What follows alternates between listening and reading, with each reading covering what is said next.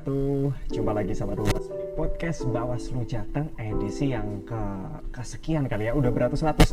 Tapi yang pasti podcast Bawaslu Jateng bakal hadir dengan obrolan-obrolan santai dan mengulas informasi terkini di dunia kepemiluan. Nah, kalau kita tahu nih sahabat Bawaslu, di bulan-bulan Mei ini udah banyak informasi tentang rekrutmen CPNS ya, dan pastinya Bawaslu juga ke depan akan menyelenggarakan rekrutmen CPNS. Tapi ditunggu ya informasi lebih lengkapnya. Tapi nggak ada salahnya kita persiapan dulu dari sekarang kira-kira apa saja yang harus dipersiapkan untuk menjadi CPNS di lembaga Bawaslu. Dan saat ini aku udah nggak sendirian, kita kedatangan salah satu CPNS Bawaslu, fresh banget nih, barusan menjadi CPNS di rekrutmen tahun 2019 lalu. Sudah hadir bersama kita di sini ada Mas Rudi Witoko yang akan ngobrol bareng kita tentang apa saja sih yang harus dipersiapkan di rekrutmen CPNS. Dan kalau sahabat Bawaslu tahu, ini Mas Rudi Witoko juga meraih ranking 4 se-Indonesia nasional ya,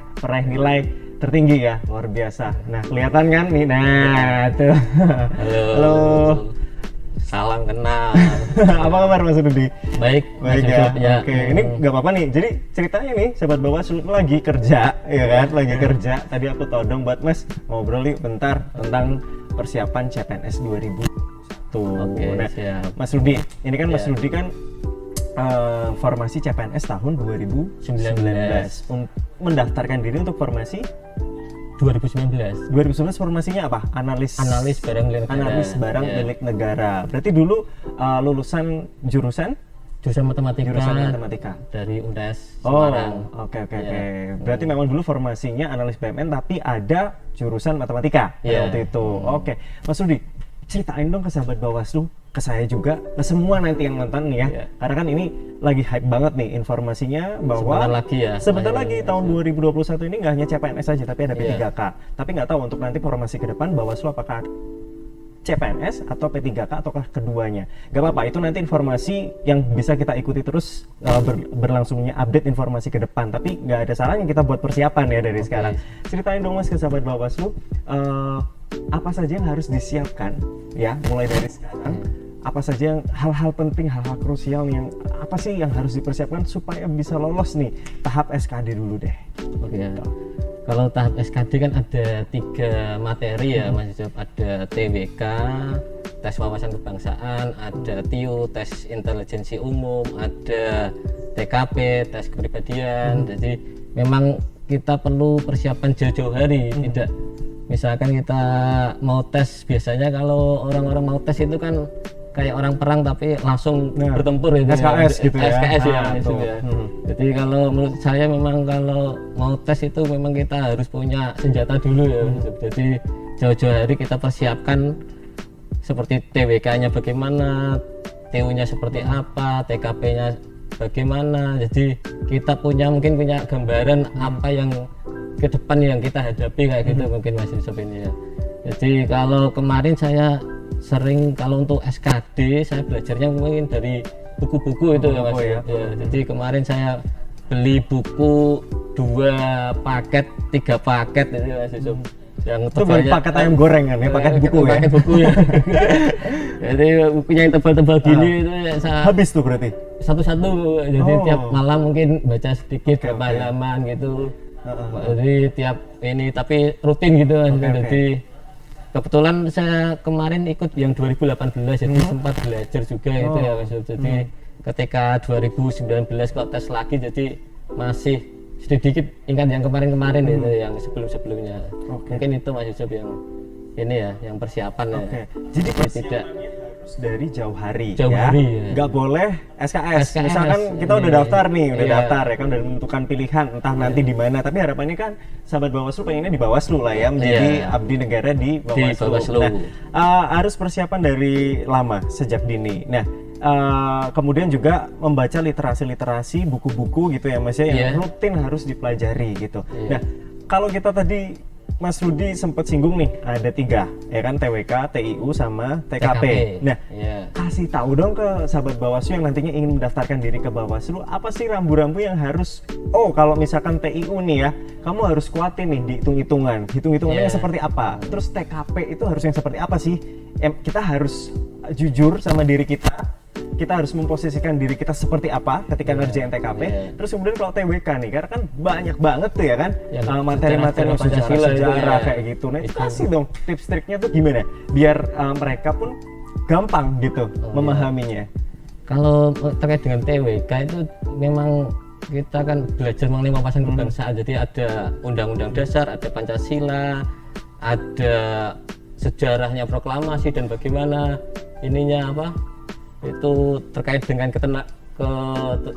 kenegaraan, ideologi dan lain-lain. Jadi kalau terkait dengan TWK saya lebih sarankan untuk belajar dari buku-buku yang terkait dengan sejarah. Jadi kalau kemarin saya beli buku itu yang itu banyak memuat tentang cerita-cerita sejarah gitu Mas. Jadi kalau dulu kalau saya belajar sejarah itu senang karena alurnya itu jelas itu ya. Jadi untuk TWK mungkin belajar mengenai buku-buku terkait dengan sejarah dan apa ya terkait ini dengan buku-buku referensi-referensi baik di buku maupun YouTube maupun di website itu kan banyak sekali sekarang ini. Untuk TU kebetulan ini kan terkait dengan intelijensi umum ya Mas Yusuf ya. Jadi kebetulan saya kan basicnya dari matematika. Jadi kalau terkait dengan TU agak mending lumayan bisa gitu lah. Jadi kalau TU itu kan terkait dengan mungkin perbandingan senilai, perbandingan terbalik, prosentase, terus aritmatika dasar, teknis perhitungan operasional bilangan biasa. Jadi mungkin pecahan desimal ditambah dengan pecahan campuran gitu ya. Jadi mungkin itu yang gambaran untuk TU-nya jadi. Kalau untuk TKP-nya terkait dengan kepribadian itu memang kalau 2018 itu kan jadi momok yang paling menakutkan ya, menjebak ya. Oke.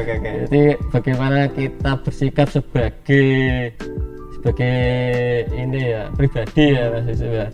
Untuk TKP kemarin ini ya kita memilih yang mungkin yang perilaku atau kepribadian yang terbaik kalau saran saya itu Mas Yusuf.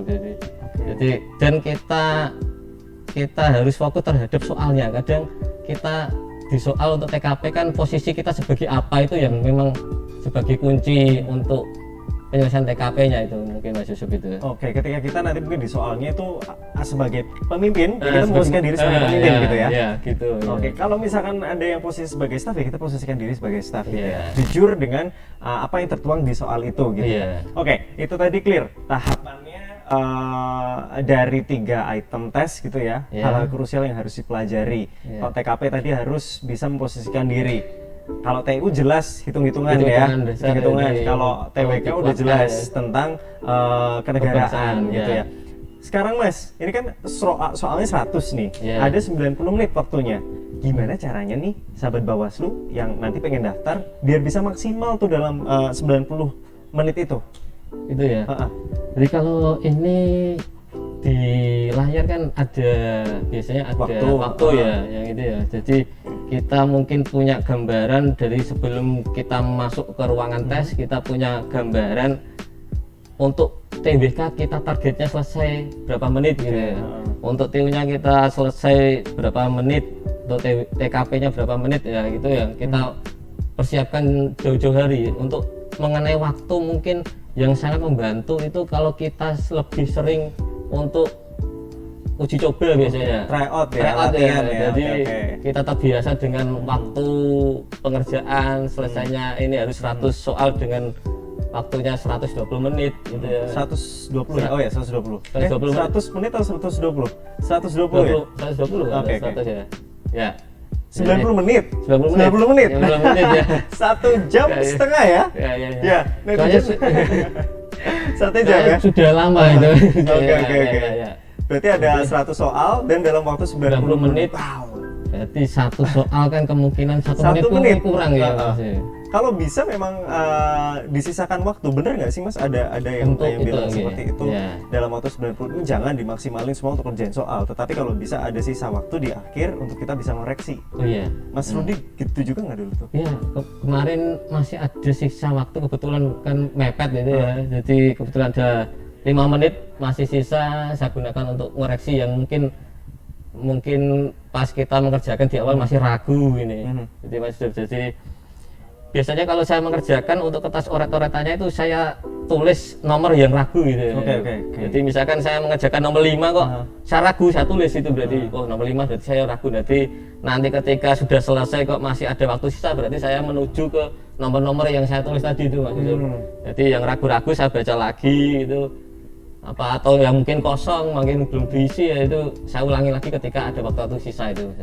Jadi waktu sisa itu saya membantu untuk ini mengulang yang masih belum ragu dikerjakan ya, dan masih ragu untuk dikerjakan koreksi gitu Iya. ya.